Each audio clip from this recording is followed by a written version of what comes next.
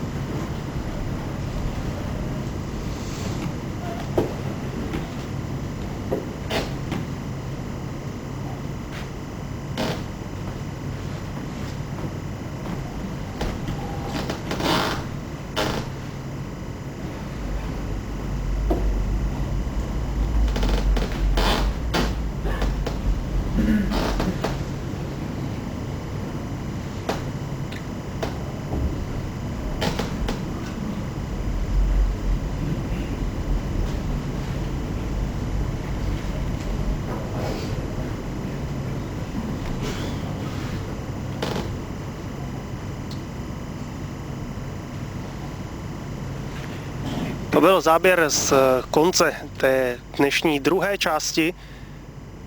Neil Robertson zatnul pěst jen na znamení toho, že skvěle zakončil a srovnal na 8-8, ještě jednou připomínám, fantastickým 140-bodovým náběhem. No a i do 17. frameu červenou zdarma začíná lépe.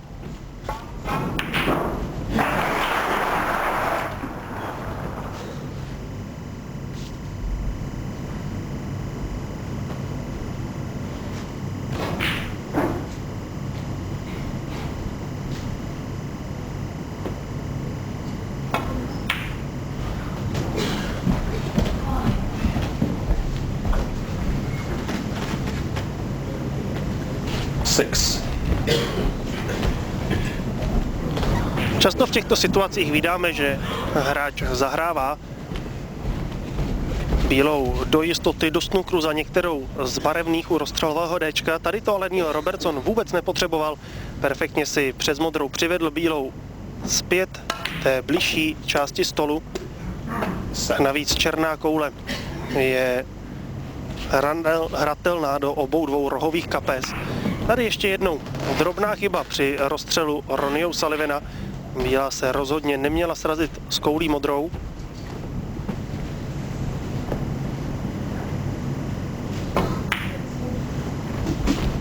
Teď ovšem přišla trochu horší příhra na modrou kouli od Neila Robertsona. Bílá skončila na opačné straně modré, než by měla. No a tak bude muset Neil Robertson svůj plán lehce upravit.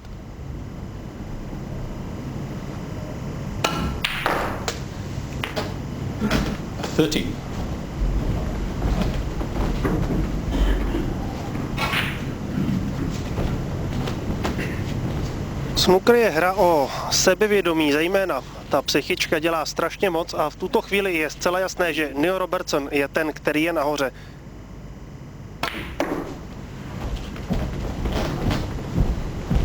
No a nyní už se vrací Neil Robertson do ideální pozice, perfektní příhra na červenou u černé koule, tu pošle dozajista Neil Robertson neomylně do kapsy.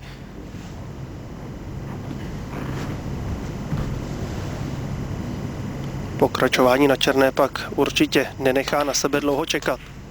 19. Yep. Okay.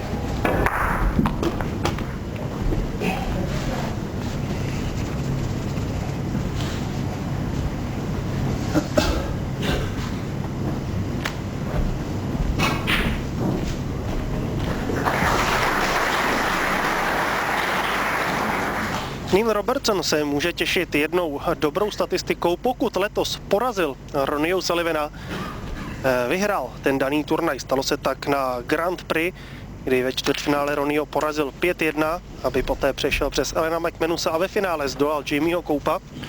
No a de facto to samé se mu podařilo zopakovat na Welsh Open. Tam porazil ve čtvrtfinále také Ronnie O'Sullivana, tentokrát již těsný 5-4. V semifinále poté Steva Davise 6-3, no a ve finále mu podlehl Andrew Higginson poměrem 9-8.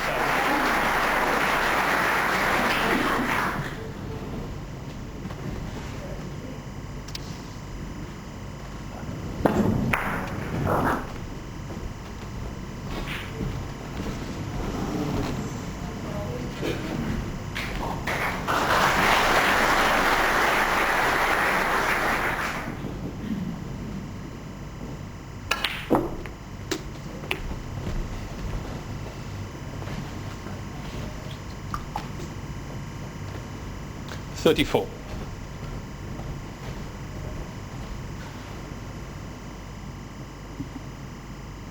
Teď už ta příhra Robertsonovi nepřišla tak, jak by potřeboval a s největší pravděpodobností bude muset zahrávat jistotu.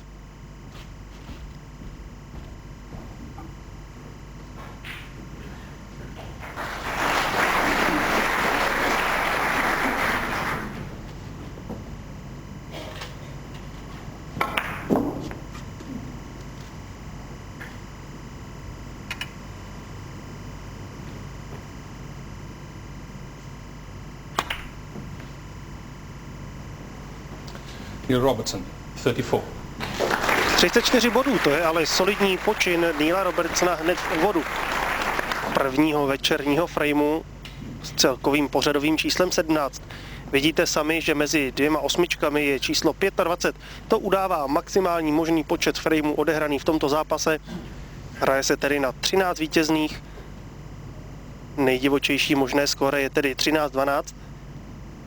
Pokud bychom viděli všech 25 frameů takovéhoto duelu, tak bychom se určitě nezlobili a to si odvažuji tvrdit, že ani fanoušci Ronnie O'Sullivana, ani fanoušci Neila Robertsona.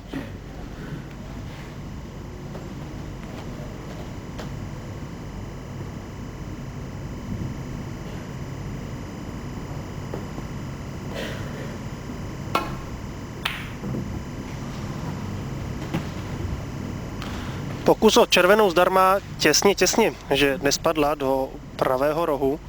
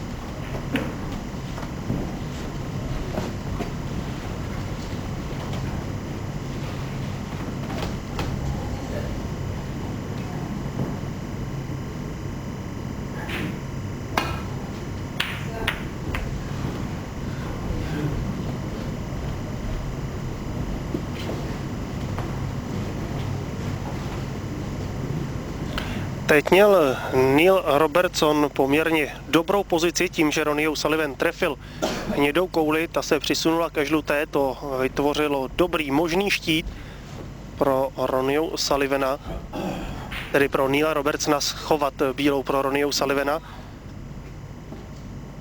Teď pravděpodobně bude Ronnie O'Sullivan přinucen hrát tuto červenou, která samozřejmě může skončit v kapse, ale to je přesně to, co Neil Robertson chtěl udělat, přinutit Ronnie O'Sullivana nějaké riskantnější hře. A toto nevypadá vůbec špatně, snad jen škoda té červené na pravé straně, která vyjela před středovou kapsu, protože pokud se podíváme, tak všechny červené od levé rohové kapsy odjeli a ty dvě na krátkém mantinelu sobě tak šikovně brání zahrávání do pravé kapsy, že tam je snad jedna jediná možnost pro Neila Robertsona, pokud vidí na tu červenou na pravý střed, ale to také rozhodně není nejjednodušší strk.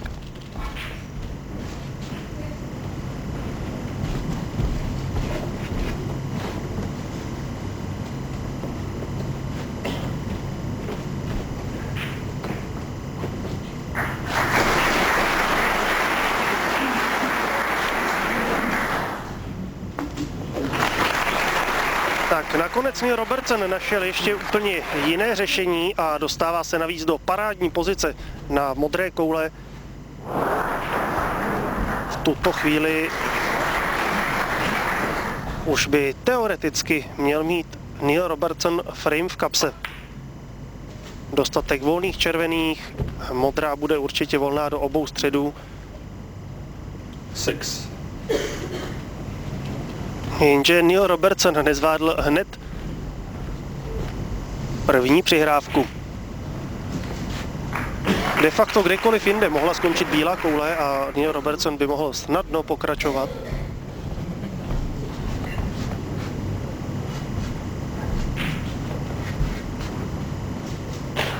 Jenže dopadlo to špatně.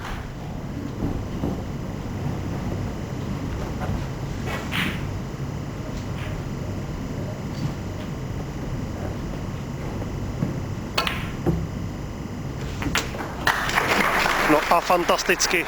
Tak Neil Robertson se dokázal s touto nelehkou situací výborně vypořádat. Jenže samozřejmě bylo jasné, že žádná skvělá příhra z toho být nemůže.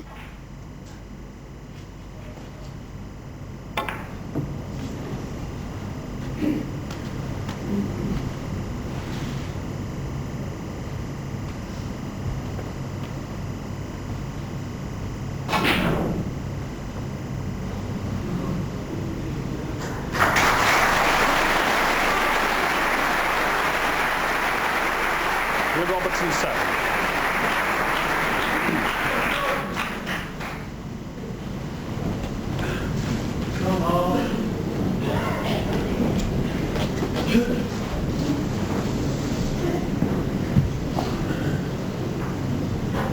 No a na vedlejším stole už je první frame večerní části odehrán. Peter Ebden dokázal snížit na 7-10 a v tomto zápase rozhodně není nic ještě jasné.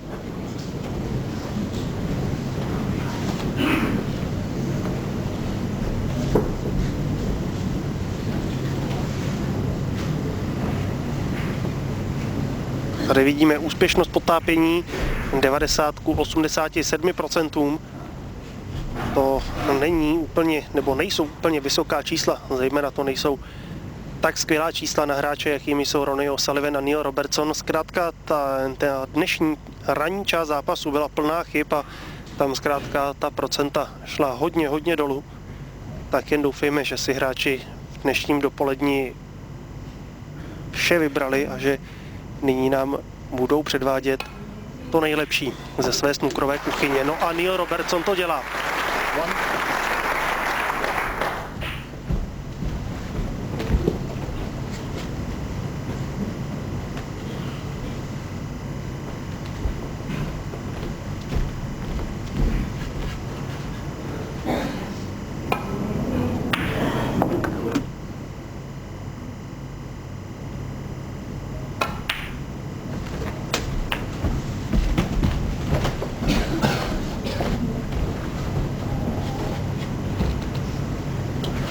Eight.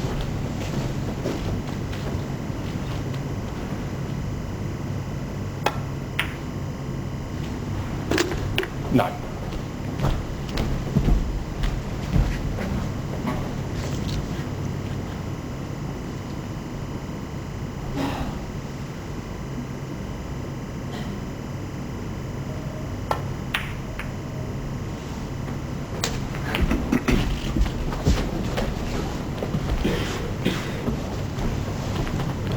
Šest červených zbývá na stole, to je 75 bodů, máme to i potvrzeno graficky. Náskok je zatím 57, ale už se to blíží. Stále tam zůstává ta jedna červená na pravý střed. No, tu by se Neil Robertson mohl zachránit,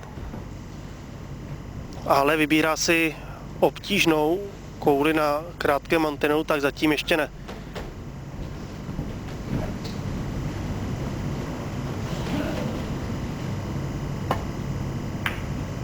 Tak a nakonec vybírá možnost třetí zahrání jistoty zpět k rozstřelovému Dčku. Každopádně v tuto chvíli už je to třetí frame v řadě pro Ronnie O'Sullivana, kdy nepotopil ani jednu kouli, nebodoval ani jedním jediným bodem.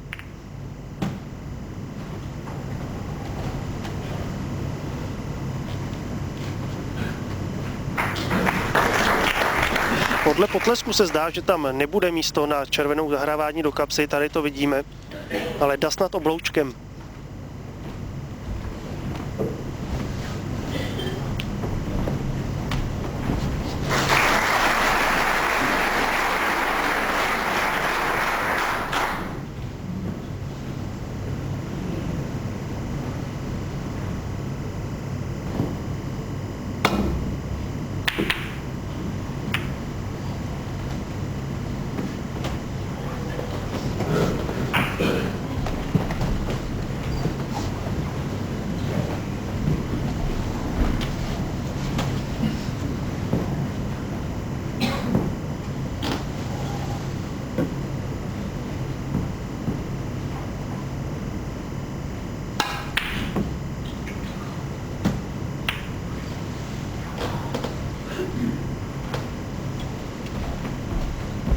Ronnie teď netrefuje a dává obrovskou šanci Neilu Robertsonovi.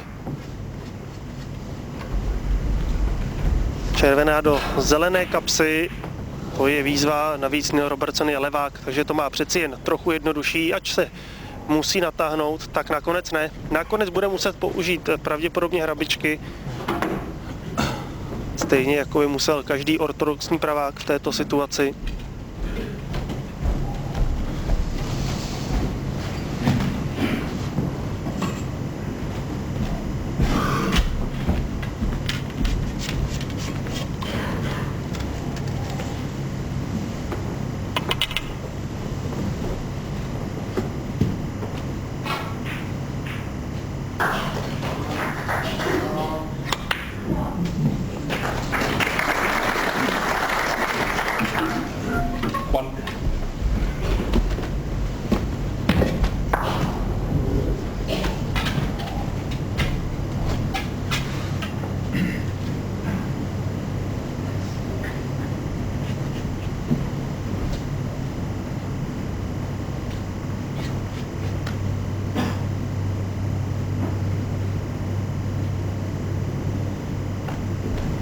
Ještě barevnou a červenou potřebuje Neil Robertson k tomu, aby mu byl připsán tento frame. Teď měl štěstí.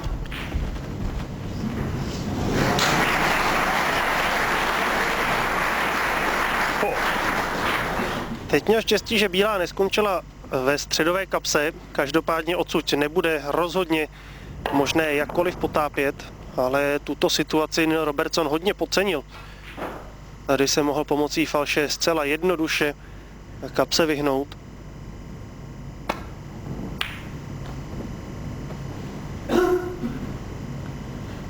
Robertson 4. No a podívejte na to obrovské štěstí. Neil Robertson se také omlouvá Ronnie O'Sullivanovi, protože ho dokonale zasnukroval. Tak Neil Robertson má v tomto frameu opravdu hodně veliké štěstí, ale to se zkrátka občas přikloní k tomu, kdo je o trochu odvážnější.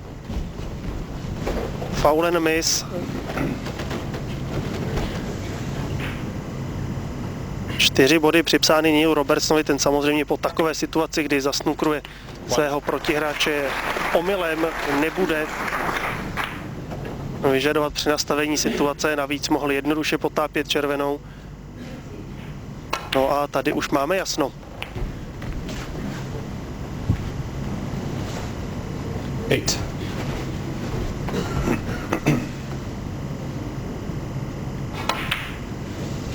Nine.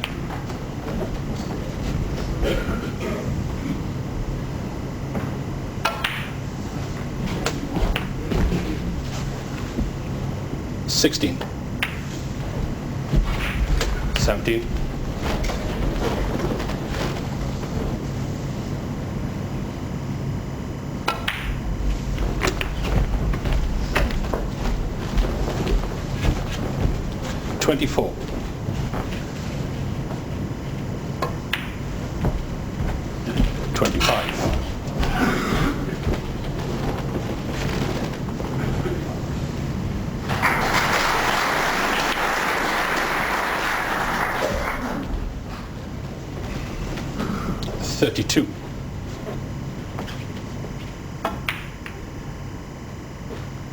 24.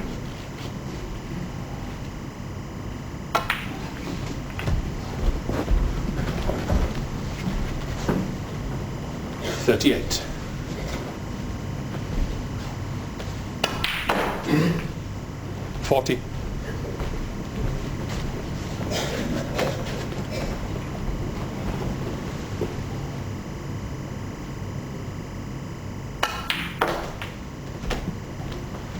38.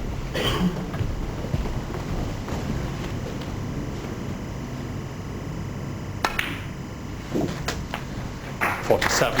43. 47. 52.